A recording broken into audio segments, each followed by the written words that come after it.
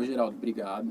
Valeu por dar esse momento de entrevista pra gente, não é? O grupo. Não, imagina, eu que agradeço. É uma alegria estar com vocês aqui. Obrigado, valeu. Ó, eu tenho algumas perguntas, vou tentar resumir elas ao máximo para poder dar tempo.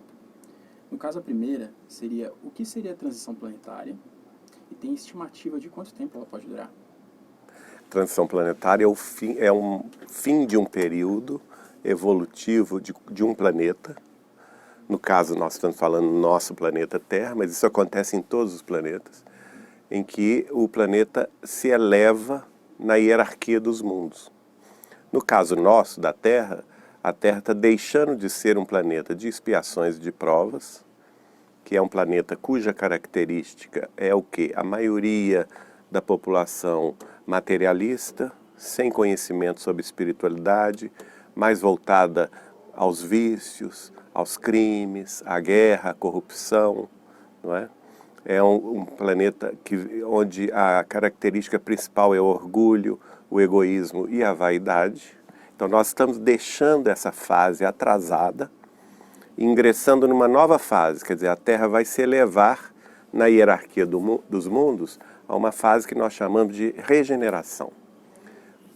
Qual que é a característica da regeneração? É o contrário.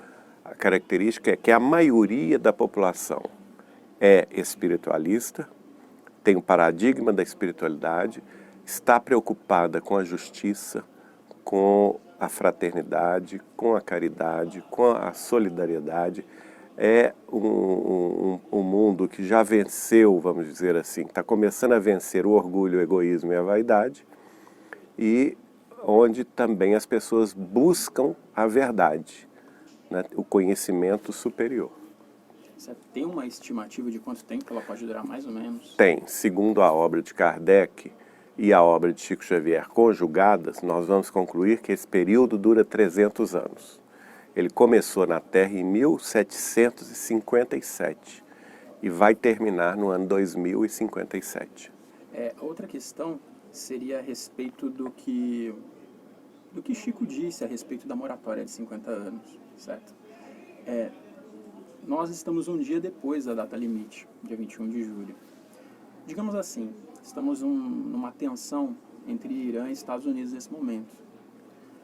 Se porventura isso despontasse em uma guerra de extermínio, mesmo assim, as regras seriam válidas, mesmo depois desse período de moratória?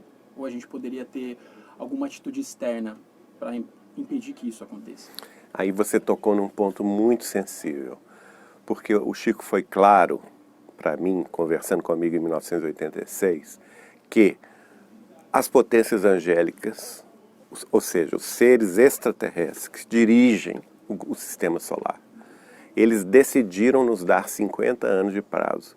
Os 50 anos de prazo é um subperíodo, né, da transição planetária. É uma divisão, é uma etapa da transição planetária que dura 300 anos. Então nós terminamos esse período de 50 anos, mas ao mesmo tempo, hoje, 21 de julho, é o início de outro período de 38 anos, que é o final, é o período final. Então, eles estabeleceram para esse período de 50 anos a impossibilidade da guerra nuclear. Isso seria inaceitável. Graças a Deus nós vencemos, nós não tivemos a guerra nuclear. Então qual que é o meu raciocínio? Unindo isto ao fato das entrevistas que Chico Xavier deu, especialmente no segundo programa Pinga Fogo, que estão consignadas no livro Plantão de Respostas, publicado na década de 90, eu chego à seguinte conclusão. Nós ganhamos, a humanidade como um todo terrestre, ganhamos um crédito muito, muito importante da espiritualidade maior. Nós vencemos a prova. Consequentemente, nós estamos autorizados a mudar de ano, como se fosse uma classe que durante o ano inteiro estudou, foi submetido a uma prova e passou na prova. Então nós passamos na prova. O que nos espera? O ano seguinte. O ano seguinte tem mais conhecimento, tem mais informação, tem mais cultura e tem mais espiritualidade. E um dos pontos principais que o Chico falou, que aconteceria depois do prazo de 50 anos, que até então, segundo ele me informou, Jesus não permitia a chegada aberta das civilizações extraterrestres. Se a gente vencesse o período de 50 anos, Jesus permitiria que as civilizações extraterrestres mais evoluídas do que a Terra viessem interferir mais abertamente na nossa evolução. E o Chico ainda me disse mais, ele me disse, eles viriam nos trazer conquistas científicas e tecnológicas inimagináveis para a ciência humana. Então a gente vai ter um upgrade. E eu acredito que caso venha a ocorrer algum conflito ou alguma véspera de conflito nuclear, a partir de hoje, eles não vão deixar acontecer. Eles vão interferir como já interferiram no passado, pelo que a gente sabe dos estudos ufológicos. Uma outra situação, essa seria hipotética, que a gente não sabe exatamente como isso vai acontecer, né? Como vai ser a chegada, né? Mas isso vai interferir muito na sistemática da fé religiosa no planeta, né? Porque com certeza isso vai despertar e atingir várias e várias religiões. O Chico chegou a comentar alguma coisa a respeito da mudança das religiões, e você tem alguma opinião a respeito de como isso poderia ser tratado? O Chico comentou isso no programa Pinga Fogo, quando ele disse que a Terra não é o único planeta criado por Deus, e que nós fazemos parte de uma família universal, que o homem, enfim, depois desse período de 50 anos, está lá no programa Pinga Fogo, né? Ele compreenderia que ele faz parte de uma família universal. Então, o Chico comentava conosco o seguinte, Geraldinho, a vida está em toda parte. Muitas dessas expressões de vida de outras civilizações não são semelhantes à nossa, mas são todos nossos irmãos. Emmanuel, na resposta à pergunta 73 do livro Consolador, quando se perguntou a ele se as expressões de vida de outros planetas e outras civilizações eram semelhantes à expressão de vida terrestre, ele responde, essa semelhança é impossível, dado as condições particulares de cada planeta. Agora, isso não obstante isso, nós vamos compreender que dentro da realidade de que todos somos criaturas divinas, nós somos integrantes de uma família única, universal e, por conseguinte, irmãos uns dos outros. E existe uma lei muito sábia da justiça divina que diz o seguinte, a lei de solidariedade, onde aqueles que têm mais devem repartir o seu conhecimento, a sua sabedoria, o seu amor com aqueles que têm menos. A Terra tem menos em espiritualidade, em ciência, em tecnologia, e certamente esses irmãos maiores virão até nós nos ajudar, nos esclarecer nos assuntos que nós ainda não penetramos. Agora uma pergunta mais direta a você, mas aí eu gostaria também que você pudesse contar o que aconteceu no caso. Você teve alguma experiência ufológica? Eu já tive cerca de 5 experiências ufológicas. Qual foi a mais impactante, assim, para não tomar muito tempo? Olha, eu destacaria 2 mais importantes. Uma vez eu estava num voo da Gol entre Porto Alegre e o Rio de Janeiro. E neste voo, na chegada do Rio de Janeiro, eu visualizei pela janela do avião uma nave enorme. Era muito grande. A gente tinha condição, eu viajo muito, eu tenho noção de tamanho, de distância, tamanho de aeronaves e tudo. E ela era uma aeronave, um objeto atípico, porque normalmente se coloca o objeto, o disco voador, né? Mas não, era uma nave que estava como se fosse em pé. Era como se fosse uma torre de luz. E ela mudava de cor, ela girava. Foi uma experiência muito impactante. E eu fiquei tão assim, eletrizado, que eu, ao descer do avião no Rio de Janeiro, eu liguei para o Gevaerd, que é um grande ufólogo brasileiro, relatando a ele, para ver se ele conversava com algum piloto, porque não era possível, algum piloto deve ter visto isso, porque foi na chegada do avião no aeroporto de Guarulhos, aliás, no aeroporto do Galeão, em São Paulo, no Rio de Janeiro. Então, foi bastante impactante. A outra foi uma experiência sensorial, mediúnica, não somente minha, mas minha e de 4 outros médiuns da nossa reunião mediúnica, que é realizada toda quarta-feira, quando chegou uma nave com integrantes que eram insetoides, né? E algumas médiuns ficaram até com medo, eu tranquilizei elas, porque eu senti que eles vinham em paz, que eram de muita boa vontade para conosco. E cada um deles se conectou a um integrante da reunião mentalmente. E eu notei que eles são uma raça muito evoluída, cultural, intelectualmente, porque eu custava a entender o que ele estava me transmitindo pela mente. A gente não conversava de boca, né, mas a gente tinha uma conexão mental, pensamental.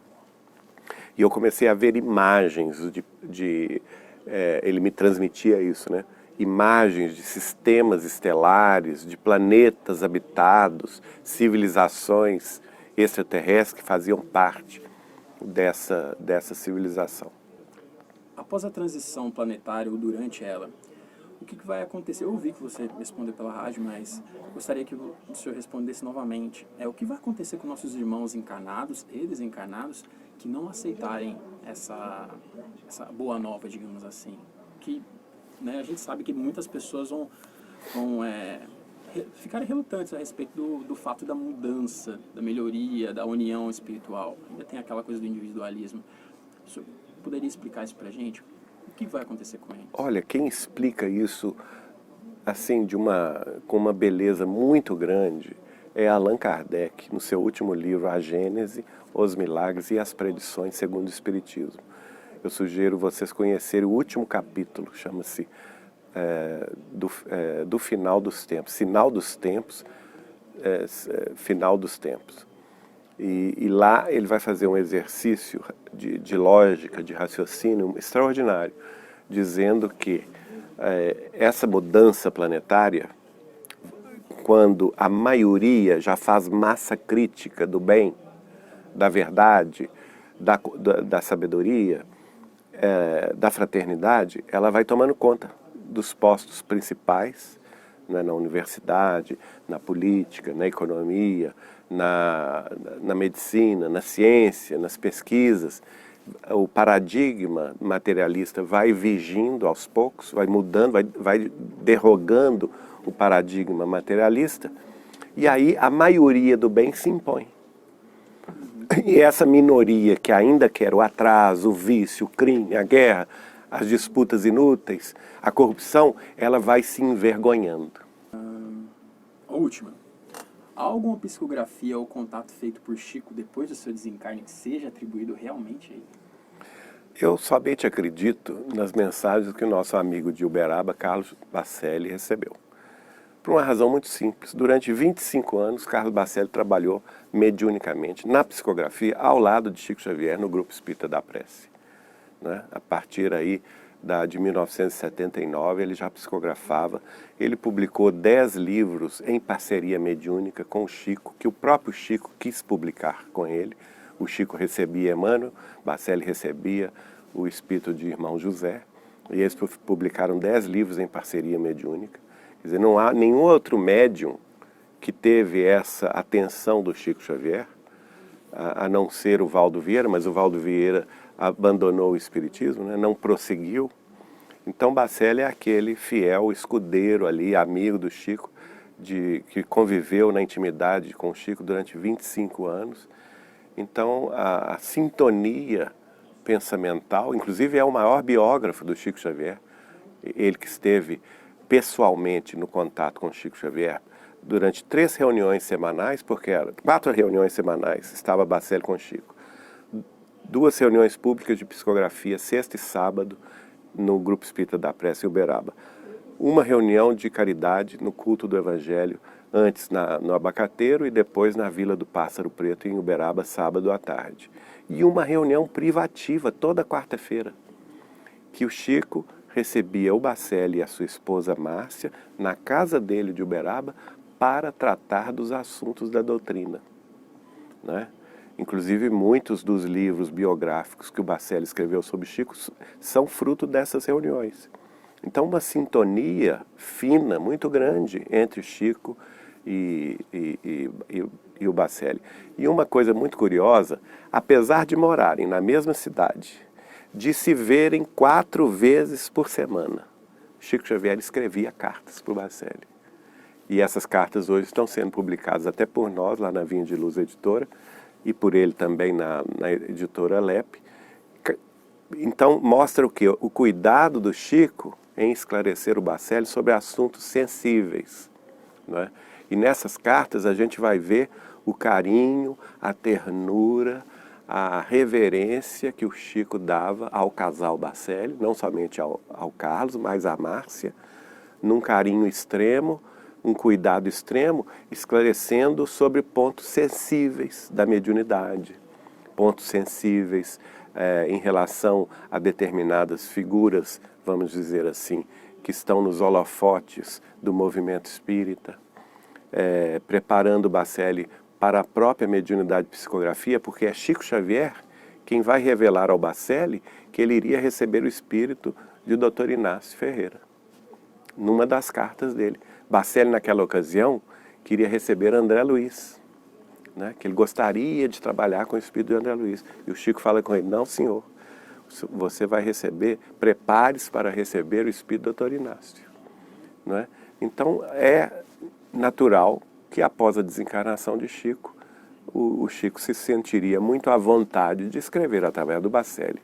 Agora, a gente vê muitos médiuns aí recebendo Chico Xavier, médiuns que nem conheceram o Chico Xavier, que não tiveram nenhum contato com o Chico Xavier. Então deve ser um Chico qualquer, menos o Xavier. Tá certo. Então aqui, obrigado, Geraldo. Eu que agradeço, Deus querido. abençoe.